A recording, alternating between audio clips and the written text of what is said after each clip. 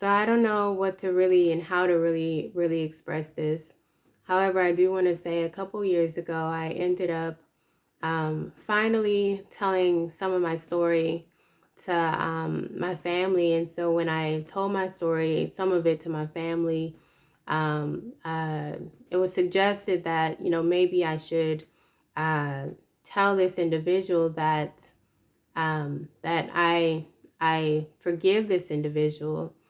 However, 2 days after that, I didn't get the opportunity of telling this individual that I forgive this individual. Because what do you do in a situation where a person who's done wrong by you or who's hurt you caused a certain thing? What do you do in those situations?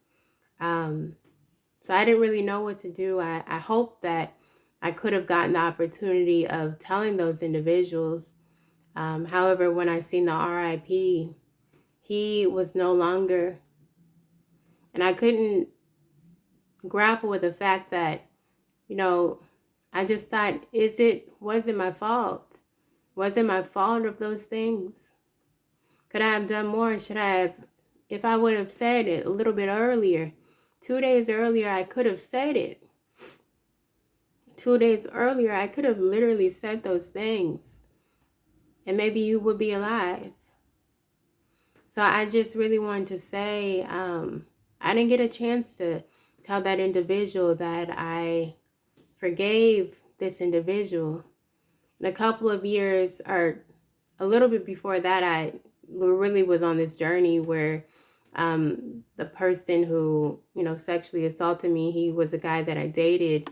That person on the East Coast, that person, he ended up giving me an STD at that point.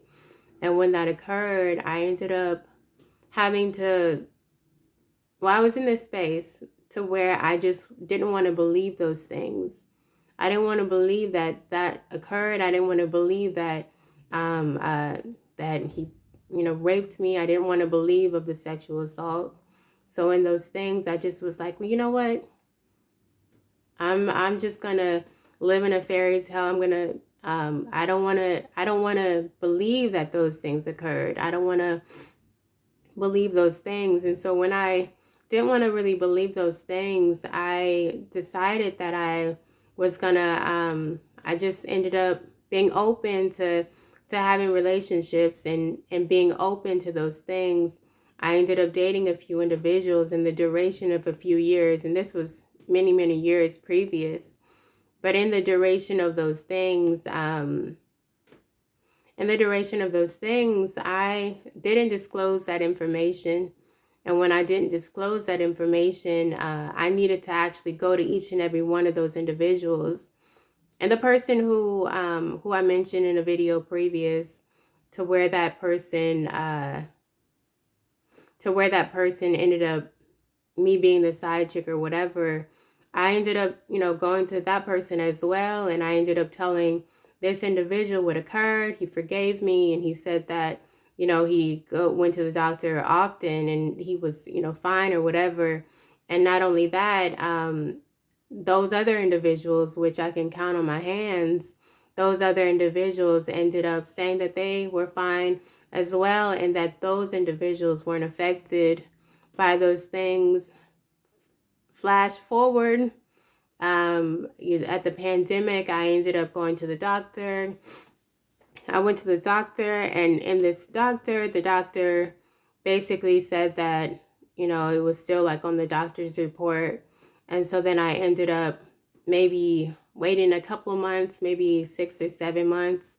And in those things, I ended up recognizing or finding that I actually was gotten healed from it, that the doctor said it was no longer detected. She said that if I were to dial in the number or if they were to call me, then that would mean that the report would it was on the it wasn't on. If they were to call me, then it would mean that the report indicated that it was still, in the thing.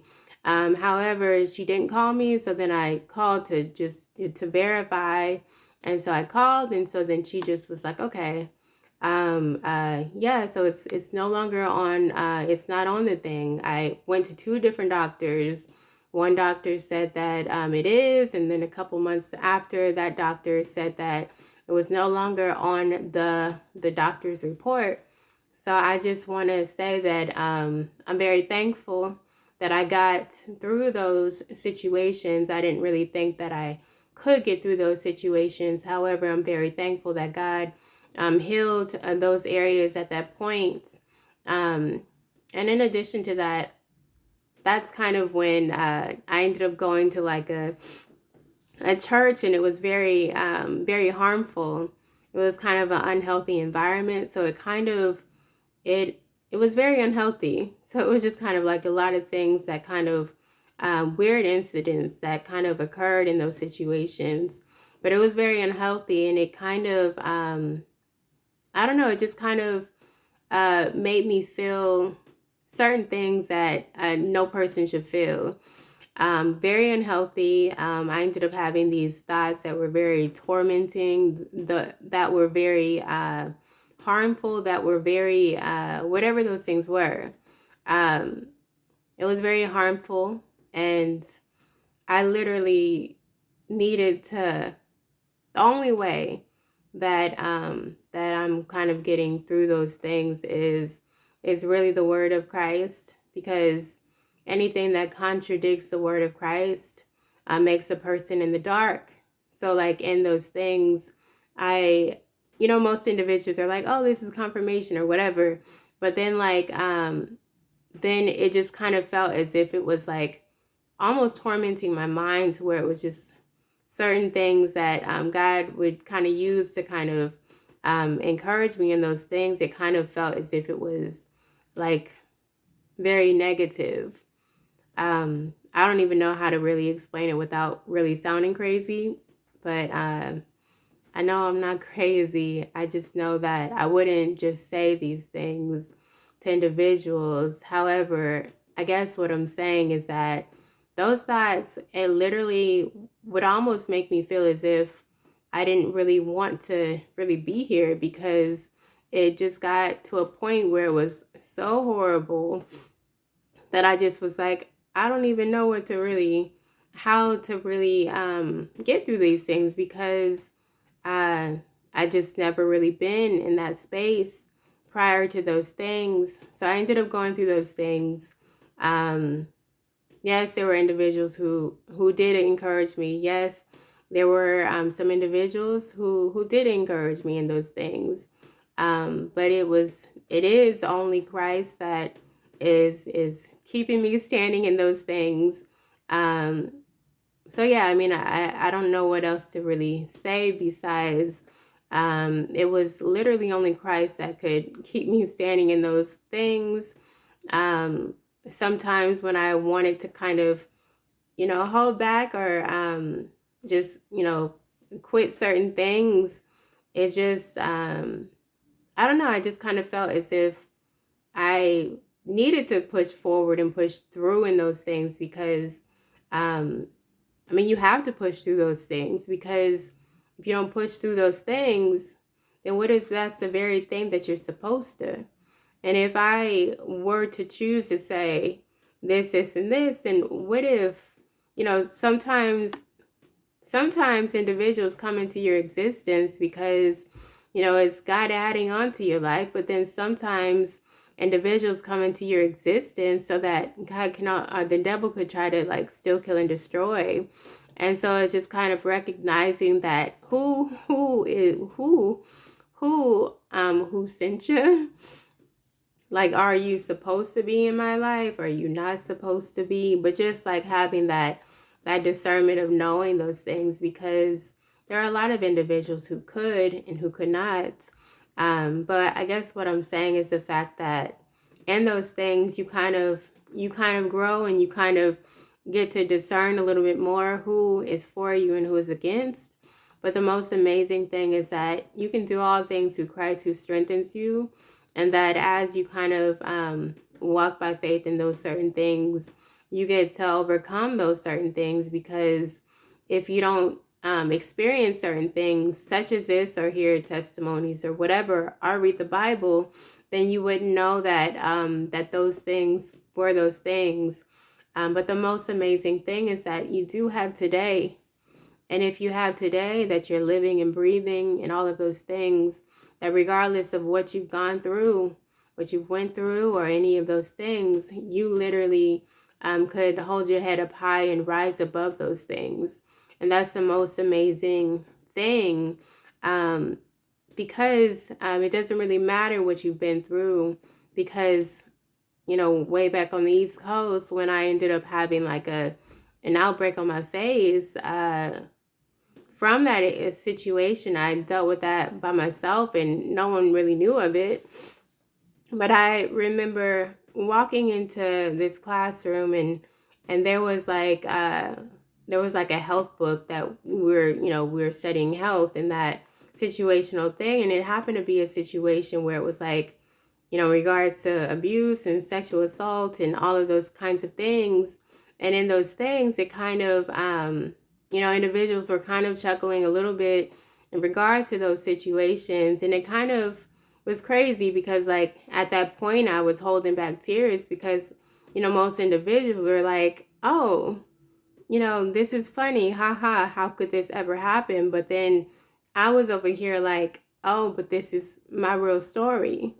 This is actually what occurred. This is actually, it's not text. This is actually what happened to me not that long ago. So it just kind of was a crazy situation because individuals were just, making light of those things when it just was like, do you not know that, you don't know because I didn't tell you, but it just was a crazy thing. So that was kind of like the journey that God brought me through, because once I graduated college and like couldn't find a job and those kinds of things, I just, I kind of began to run my race. I began to, not worry about the small things. And so like, yes, certain things didn't really occur the way that I expected it at that point. But then I just was like, well, let me go ahead and take this leap of faith.